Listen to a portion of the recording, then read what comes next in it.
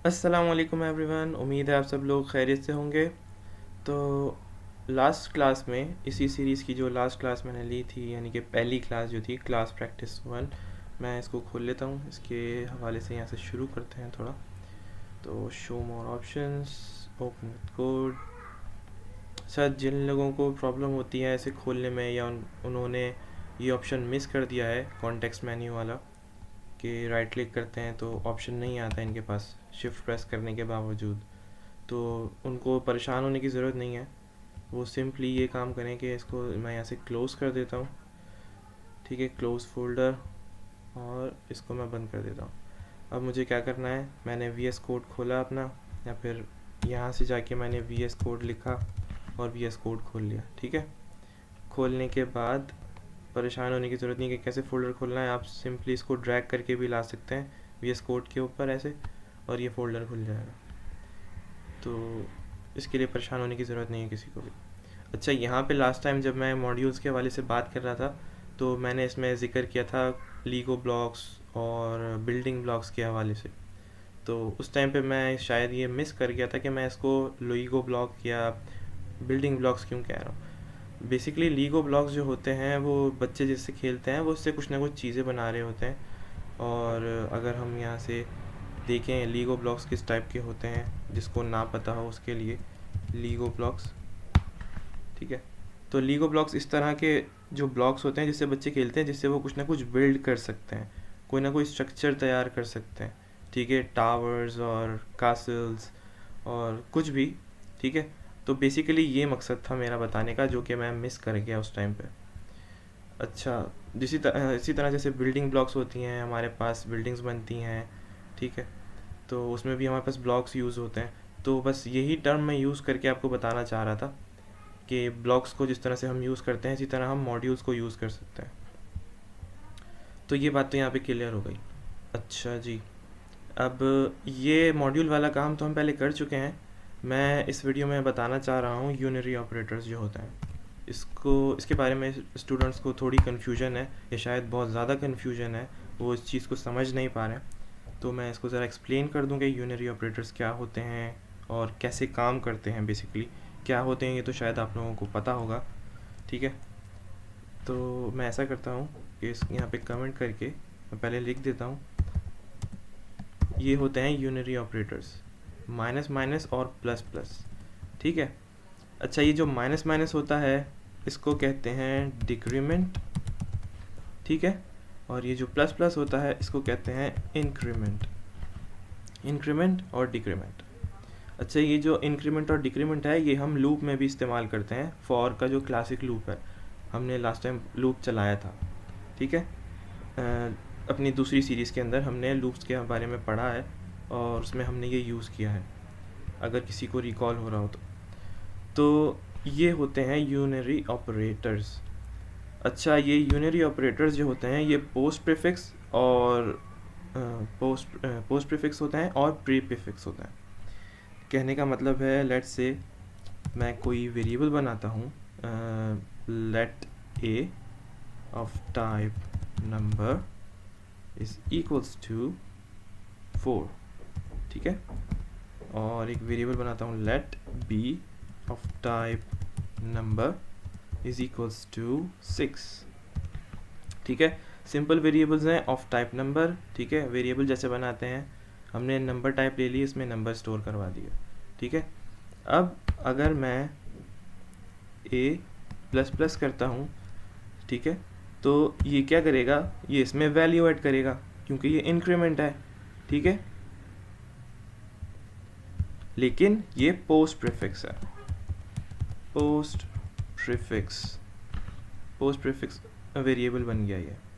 इसके अंदर जो इंक्रीमेंट होगा वो बाद में होगा। ठीक है, मैं इसको ज़रा एग्जांपल और दे दूंगा।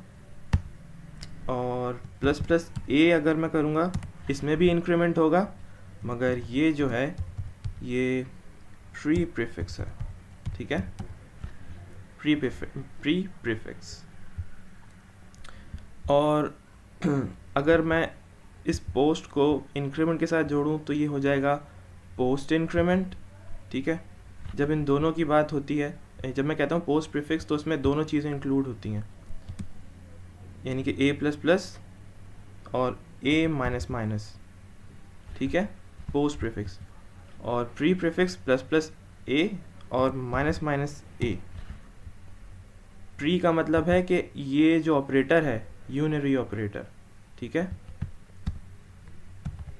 ये यूनरी ऑपरेटर जो हैं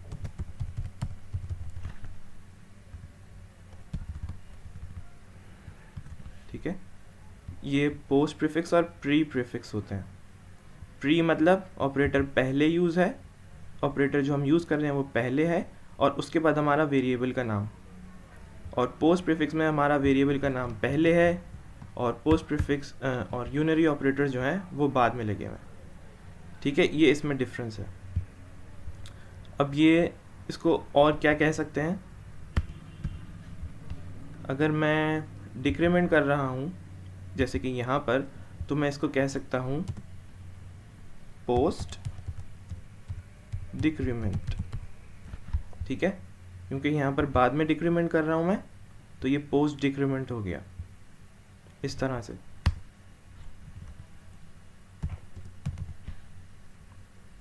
सिंपल। इसी तरह से मैं इसको भी नीचे ले आऊँ,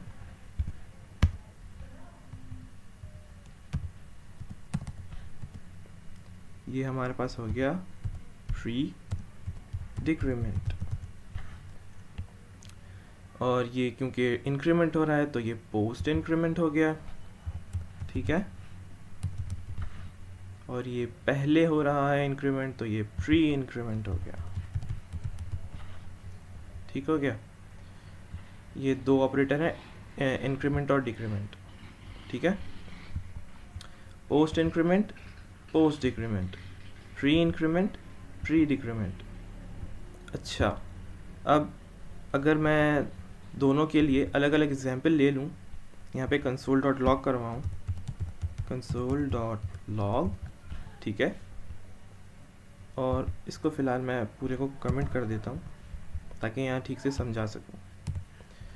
तो कंसोल डॉट लॉग में ए की वैल्यू अभी हमारे पास है 4, ठीक है, मैं इसको करता हूँ ए प्लस प्लस ए प्लस प्लस ए, यानी कि प्री इंक्रीमेंट ए। ये क्या करेगा, ये एक वैल्यू ऐड कर देगा, ठीक है, इंक्रीमेंट्स वैल्यू बाय 1, यानी कि जब भी हम इंक्रीमेंट करते हैं तो एक बढ़ता है और डिक्रीमेंट करते हैं तो एक कम होता है, ठीक है। तो इंक्रीमेंट करेगा तो 4 हो जाएगा मेरे पास यहाँ पे इंक्रीमेंट के बाद, increments 1, so it would be 5, ठीक है। अब जब मैं यहाँ पे कंसोल डॉट लॉग करूँगा तो यहाँ पर अपडेटेड वैल्यू आएगी जो कि होगी 5, और यहाँ पर भी आएगी 5, ठीक है। ये प्री इंक्रीमेंट है, ये क्या करता है, ये इंक्रीमेंट करता है राइट अवे, ठीक है, प्री इंक्रीमेंट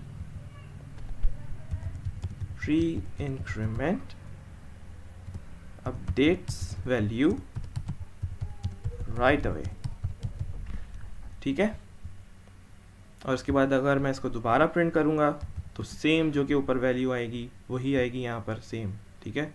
अगर यहाँ पर हमारे पास A4 है तो यहाँ पर ये 5 हो जाएगा इंक्रीमेंट होते ही, अपडेट्स वैल्यू राइट अवे, तो ये हो गई 5, ठीक है। और यहाँ पर जब करेंगे तो यहाँ पर भी अपडेटेड वैल्यू आएगी जो है इसकी, विच इज़ 5, ठीक है। अच्छा, फिर करते हैं कंसोल डॉट लॉग ए प्लस प्लस। यहाँ पे थोड़ा सा ट्विस्ट है, ये क्या करता है, ये पोस्ट इंक्रीमेंट करता है। पोस्ट इंक्रीमेंट हमसे कमांड ले लेता है, हमसे ऑर्डर ले लेता है कि इंक्रीमेंट करना है, मगर अपडेट नहीं करता वैल्यू को। Post increment does not update right away. कब अपडेट करेगा, ठीक है, जैसे अभी वैल्यू यहाँ पे 5 हो गई है तो यहाँ पर वैल्यू जो है 5 ही रहेगी, ठीक है, क्योंकि ये पोस्ट है, पोस्ट इंक्रीमेंट, बाद में करना है इसको। ये जब तक इसको इंक्रीमेंट करके नहीं लेके आएगा, जब तक हम इसको दोबारा यूज़ नहीं करते, इस वेरिएबल को, ए को, चाहे वो इंक्रीमेंट कर रहे हो दोबारा या किसी के साथ ऐड कर रहे हो, वो उस वक्त तक इसकी वैल्यू अपडेट करके नहीं लाएगा जब तक हम इसको दोबारा यूज़ नहीं करेंगे कहीं भी, किसी भी तरह से। ठीक है, इसके बाद मैं अगर console.log करूँगा, ठीक है, ए, अब इस दफ़ा मेरे पास वैल्यू अपडेटेड होगी। ठीक है, अपडेटेड वैल्यू 6, क्योंकि ऊपर इंक्रीमेंट किया मैंने। Same for decrement. ठीक है, इसको थोड़ा सा चला के देख लेते हैं।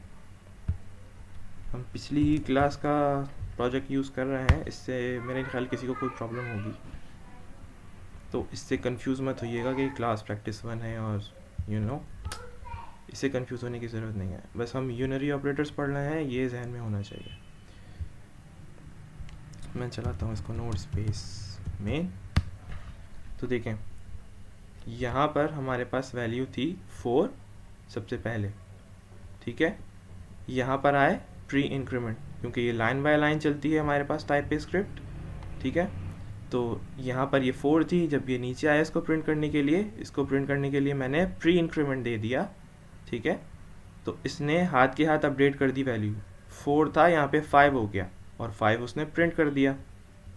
ठीक है, फिर नीचे मैंने सिर्फ ए को प्रिंट करवाया कि इसकी वैल्यू है क्या, तो उसने कहा कि भाई 5 ही है, मैंने पहले ही अपडेट कर दी थी।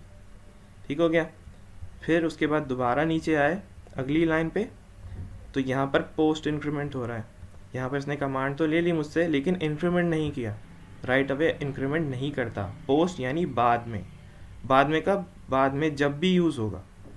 तो इसने कमांड मुझसे ले ली थी, लेकिन उसकी वैल्यू उसने क्या बताई है, स्टिल 5, जो कि मैंने यहाँ पे लिख दिया। ठीक है, उसके बाद जब दोबारा मैंने इसको यूज़ किया, अब मैं इसको यूज़ करूँ किसी भी तरह से, प्रिंट करवाऊँ या इसके अंदर कोई वैल्यू ऐड करवाऊँ या कुछ भी करवाऊँ, जब भी यूज़ करूँगा ये जब अपडेट करके लाएगा।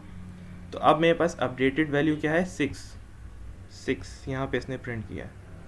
ठीक है, तो ये हो गया अपडेटेड वैल्यू। सेम काम होता है डिक्रीमेंट के लिए। ठीक है, पोस्ट और प्री में अगर मैं इसी को कॉपी कर लूँ तो थोड़ा टाइम हमारा बच जाएगा यहाँ पे। ठीक है, इंक्रीमेंट को कर देते हैं हम डिक्रीमेंट। ठीक है, pre decrement updates the value right away. अच्छा, यहाँ पर मैं ए की जगह बी को ले लेता हूँ, ताकि हमारा जो वेरिएबल है वो भी यूज़ हो जाए और थोड़ी आसानी हो जाएगी समझने में।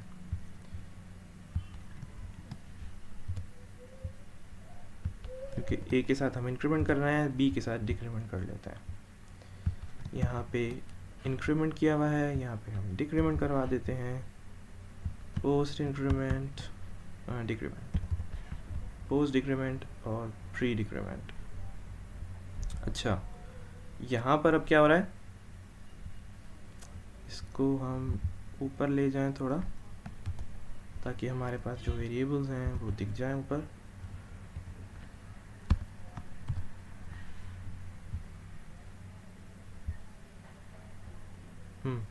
हमारे पास, टर्मिनल बंद कर लेते हैं। यहाँ पर जो b की वैल्यू है वो है 6। ठीक है, तो 6 यहाँ पर हमारे पास अगर वैल्यू है और यहाँ पर मैं प्री डिक्रीमेंट कर रहा हूँ, तो ये क्या करता है, अपडेट्स वैल्यू राइट अवे। ठीक है, अब 6 थी वैल्यू, 6 के अंदर से एक माइनस करेगा तो क्या हो जाएगा, 5। ठीक है, ये 5 हो गया। तो अब यहाँ पर क्या वैल्यू आएगी, स्टिल 5। अपडेट तो पहले ही हो गई थी, अब दोबारा यूज़ करूँगा तो 5 ही होगी। ठीक है, अच्छा,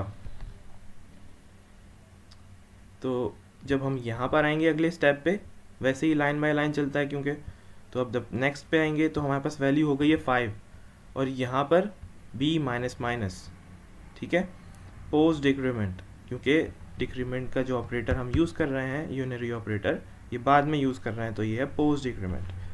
अब ये पोस्ट डिक्रीमेंट क्या करता है, डजंट अपडेट राइट अवे। तो इसकी जो पुरानी वैल्यू थी ये यहाँ पे वही प्रिंट करेगा जो कि 5 थी, तो ये भी सही हो गया हमारे पास 5, ठीक है। अब console.log भी नेक्स्ट स्टेप में आएगा, तो यहाँ पर ही अपडेट कर देगा वैल्यू इसको, क्योंकि पता है कि हमने पहले इसको पोस्ट डिक्रीमेंट या पोस्ट इंक्रीमेंट का जो भी हमने इसको दिया हुआ था उसके हिसाब से इसको पता है कि अब मुझे जो है इसको अपडेटेड वैल्यू को यूज़ करना है यहाँ पर नेक्स्ट टाइम।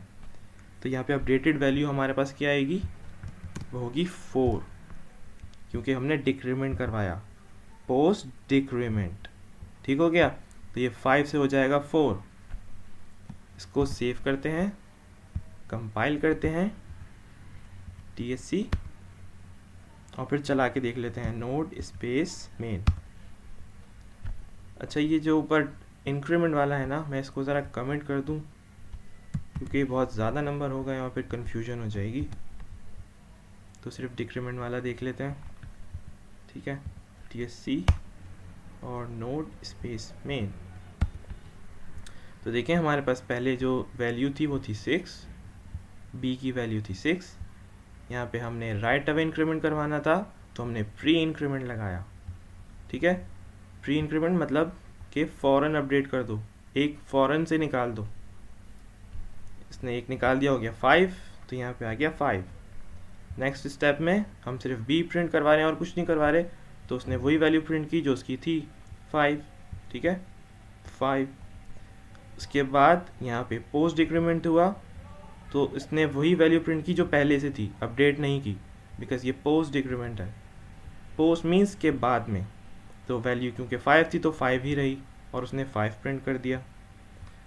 अब नीचे जब आया तो इसको पता था कि पोस्ट डिक्रीमेंट करवाया है, तो इसने अब इसकी वैल्यू अपडेट कर दी और 5 में से एक माइनस हो गया, ठीक है, तो वो हो गया 4। तो नीचे इसने प्रिंट कर दिया 4, ठीक है। अब इसका यूज़ जो हम लूप के अंदर करते हैं ना, वो एक रियल एग्जाम्पल हो जाएगी हमारे पास, एक प्रैक्टिकल हमारे पास एग्जाम्पल आ जाएगी अगर मैं आप लोग को दिखा दूँ कि किस तरह से लूप काम करता है। फॉर लूप जो हमने यूज़ किया था, क्लासिक फॉर लूप, ठीक हो गया। मैं इन सब को ज़रा कमेंट कर दूँ और यहाँ पे एक फॉर लूप चला के दिखा दूँ जो हमारा क्लासिक फॉर लूप होता है। उसके अंदर हम क्या करते हैं, ये फॉर की पेरेंथेसिस है, ठीक है, ये फॉर की बॉडी है। इसके अंदर 3 स्टेप होते हैं, initial value let i equals 0, ठीक है, और इसके बाद दूसरा स्टेप होता है कंडीशन चेकिंग। हम इसके अंदर करते हैं i लेस देन 5, ओके। उसके बाद i इंक्रीमेंट और डिक्रीमेंट, तो हम यूज़ करते हैं पोस्ट इंक्रीमेंट, ठीक है, पोस्ट इंक्रीमेंट। अब आप लोगों ने अगर ये पहले यूज़ किया होगा फॉर लूप इस तरह से, तो आप लोगों को अंदाज़ा होगा कि फॉर लूप इस तरह से काम करता है। लेकिन जब भी हम इस कंडीशन की बात करते हैं कि ये कंडीशन चेक करता है और इंक्रीमेंट करता है, तो इसमें थोड़ी सी कन्फ्यूजन होती है कि वो किस तरह से इंक्रीमेंट कर रहा है।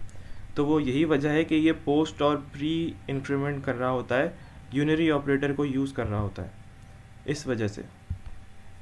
अब मैं यहाँ पे अगर करूँ console.log, ठीक है, और प्रिंट करूँ i की वैल्यू, ठीक है, कंट्रोल S, इसको मैं कंपाइल करके प्रिंट करवाता हूँ TSC और नोड स्पेस मेन, तो आ गया 0 1 2 3 4।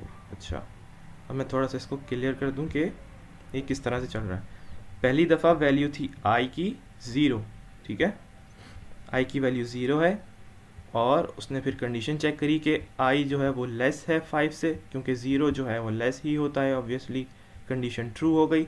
और अब इसको आगे जाके काम करना है बॉडी के अंदर। अच्छा, तीसरा स्टेप भी चेक किया इसने।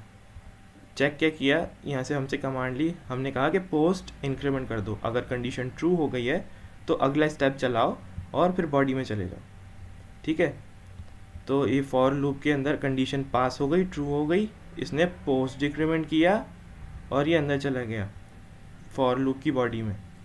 i की क्या वैल्यू थी हमारे पास, 0 इनिशियल वैल्यू, और यहाँ पे जब पोस्ट इंक्रीमेंट हुआ तो यहाँ पे वैल्यू क्या होगी, 0 ही रहेगी। क्यों रहेगी, क्योंकि आई की जो वैल्यू थी वो तो 0 थी, और पोस्ट का मतलब है कि जब ये नेक्स्ट टाइम यूज़ होगा तब ये इंक्रीमेंट करेगा।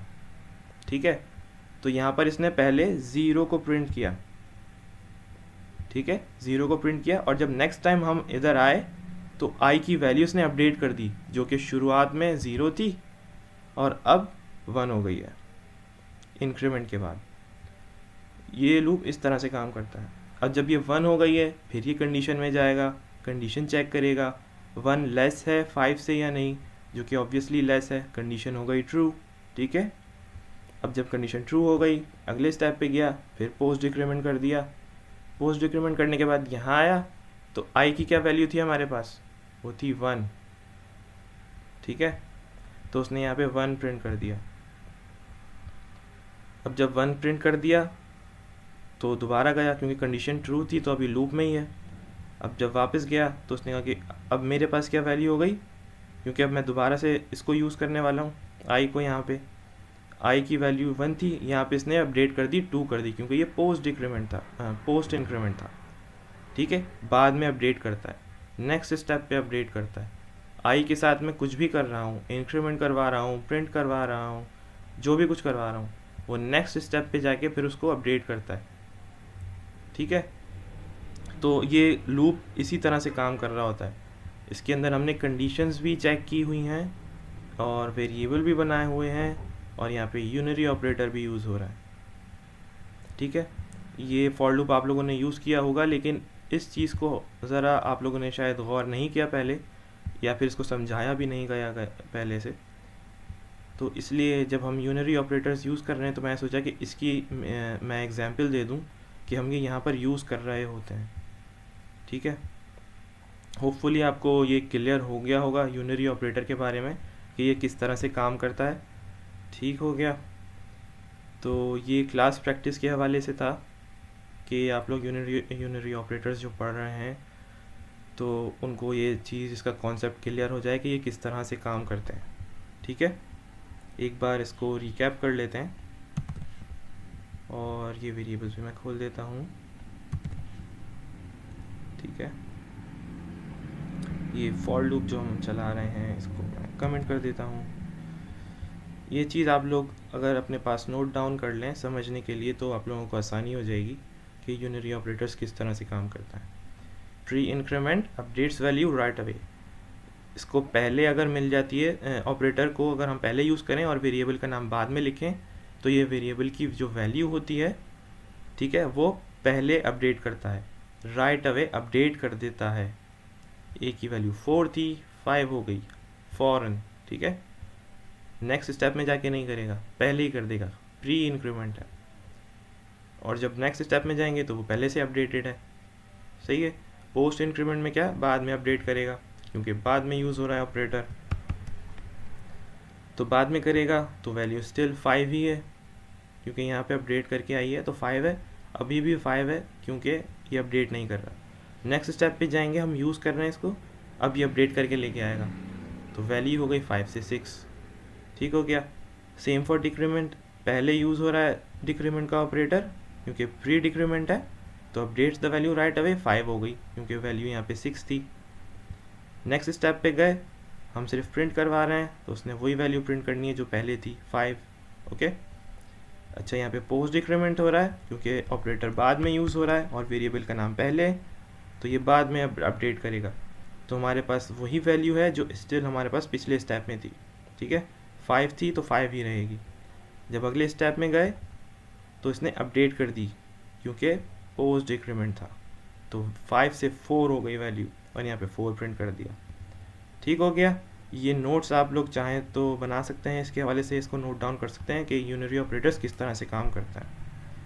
तो इस वीडियो में मैं इतना ही रखूँगा, और फिर ये जो हमारी क्लास प्रैक्टिस के हवाले से मैंने कहा था कि मैं नोट के प्रोजेक्ट के हवाले से आपको बताऊँगा, वो अगली वीडियो में बताऊँगा इंशाल्लाह। रमज़ानों में टाइम वैसे ही कम मिल रहा है, तो मेरी पूरी कोशिश है कि मैं आप लोग के लिए नया कंटेंट बनाऊँ, कुछ नई चीज़ें एक्सप्लेन करूँ। और इस सीरीज़ में मेरी ये दूसरी वीडियो है। मेरी कोशिश जारी है कि मैं अच्छे से अच्छा काम करूँ। तो विश मी लक, ताकि मैं आप लोग के कुछ काम आऊँ और आप लोग की हेल्प कर सकूँ। तो अब तक के लिए इतना ही इस वीडियो में, मिलते हैं अगली वीडियो में, तब तक के लिए अल्लाह हाफ़िज़।